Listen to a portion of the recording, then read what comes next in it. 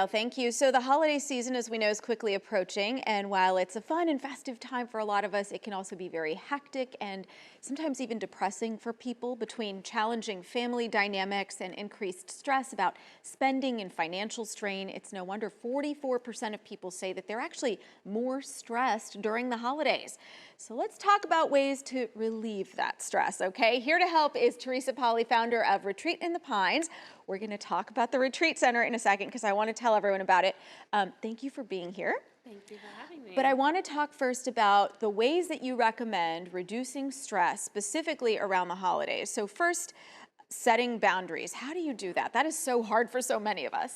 Well, you have to set boundaries and then you have to enforce them, which can be difficult. I find for me personally, I ask myself, is this a clear yes? If it doesn't bring me joy, it's a no. And I say no to things. So when I say no to things that don't bring me joy, I have less obligations. Yeah. More time for myself. And you just have to be firm in that no. Can't feel bad about it. No, no is a no. Okay.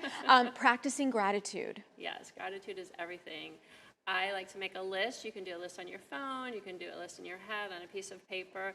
But when you remind yourselves of the little things that you're grateful for, like for me, a hot shower, it brings everything into perspective. Yeah, I like that. I do a gratitude list, 5 things every day.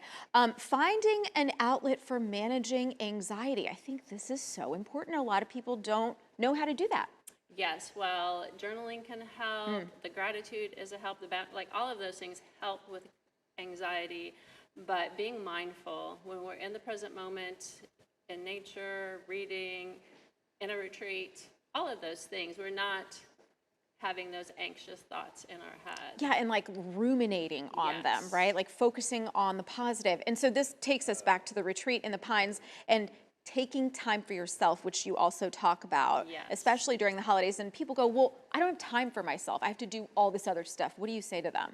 Well, I say to you that you can only survive by taking time for yourselves. At our retreat, women have realized not only do I need to take time for myself, I deserve it. A lot of times as women, we think, oh, I can't, I don't, so that's powerful. Yeah, tell us about the Retreat Center. So Retreat in the Pines is a sanctuary for women. We're about 2 hours east of Dallas. We offer yoga, meditation, healthy and delicious meals, wine with dinner, but most importantly, a sense of community and connection, which so many women need today. Why is it for women only? Why did you choose to do that? Well, we had some bad experiences with men. So. Oh, okay.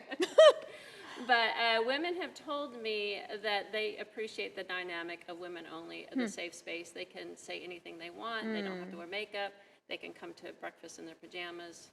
No judgment. Yeah, just comfortable. Can you really achieve peace in 48 hours, you think? Oh, yeah. Yeah? You should see the women when they come in on Friday. They're like, ah, and then Sunday, they have the yoga retreat makeover. Yeah. It's beautiful. Nature will do that to you for sure. Nature. Tell people how to learn more about you. Go to retreatinthepines.com. Okay, Teresa, thank you so much. Thank you. All right, I'm always down for a little retreat action. Okay, you guys.